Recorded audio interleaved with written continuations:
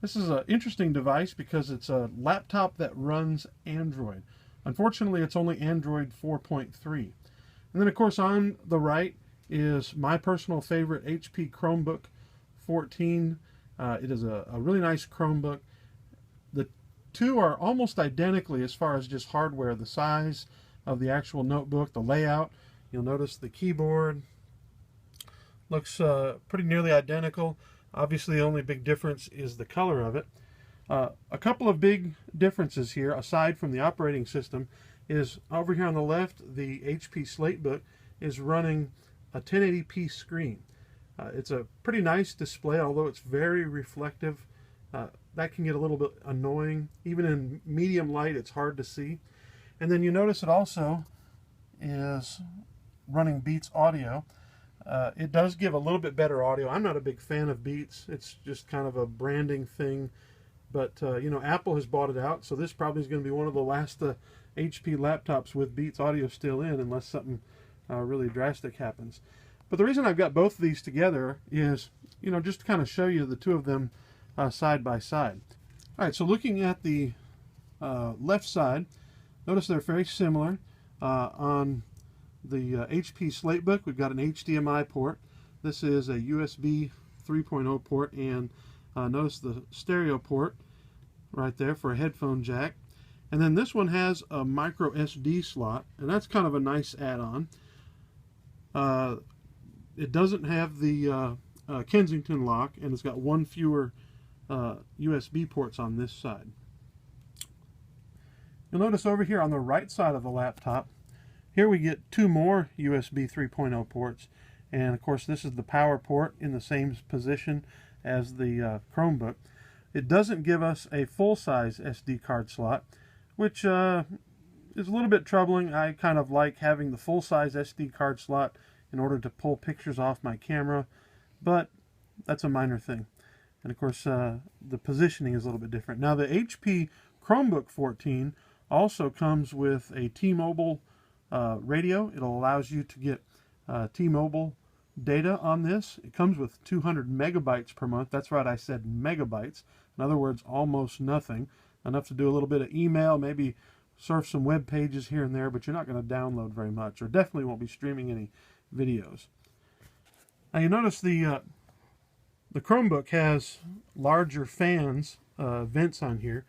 The HP doesn't really need them because it doesn't have a fan in here, and it's runs fairly silently. It does get a little hot on one corner of it, but it's not bad at all.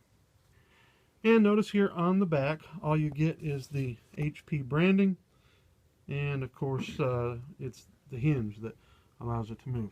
Just like the Chromebook 14, the hinge is really stiff, almost too stiff. You definitely need two hands to open it.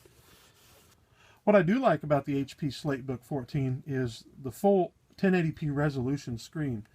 That's really nice. Watching video, typing on it is pretty crisp. However, that glossy screen of it makes it very difficult to use, even in medium light. I also really love the keyboard. It's very bright, or very spacious and comfortable to type on it. It's got a big touchpad. Now, one problem with this touchpad is it's incredibly sensitive. And so I register accidental clicks with my thumb or with my palms very, very easily. And that can be a little bit annoying. And you can turn that down in the software, though. Another issue that I've had with it, the Android 4.3 operating system is just not well tuned for a notebook computer. First of all, notice this Octane score, very low. I have a Acer 720p that runs almost double this score. The HP Chromebook gets 300 to 400 points more than this, or 3,000 to 4,000 points more than this. And the other thing is Chrome browser on Android is very limiting. You're in a nice big Chromebook, or a nice big laptop. You feel like you ought to have a full version of Chrome in order to do anything you could on a normal laptop. And you go to some websites that force you into using their mobile version. So in other words, all you get is a narrow strip down the center here. It is touchscreen, which is kind of interesting, but I'm not really a huge fan of using a touchscreen on a laptop although I'm getting a little more used to it. Notice it is fluid and smooth there most of the time, but touchscreens on a laptop, it sort of feels weird having to reach out and touch. I'm getting a little more used to it running this, and also I have a Microsoft Surface Pro 3. But the fact that they only put Android 4.3 Jelly Bean on here, and also it's a little bit unstable. I had a lot of issues with apps would tell me to wait and that it wasn't responding. Usually I'd hit wait once and it would come to the point where it would start to respond, but that got annoying, and I never really see that on many of my Android tablets or my Android phone. I wish they had put Android 4.4 on this. I wish they had put a backlit keyboard, especially because it's got such dark keys. And I wish that I just wish that maybe they could somehow come up with a custom browser that, you know, reported itself as a desktop browser. And so, sadly, Android on a laptop, it's a neat idea. I felt like I would like it more than I like Chrome OS, but I found myself actually preferring the Chromebook over this model. And so for that reason, I've got to say that this is a do not buy. Don't get this. You will not be happy. At $429.99, that's an expensive laptop.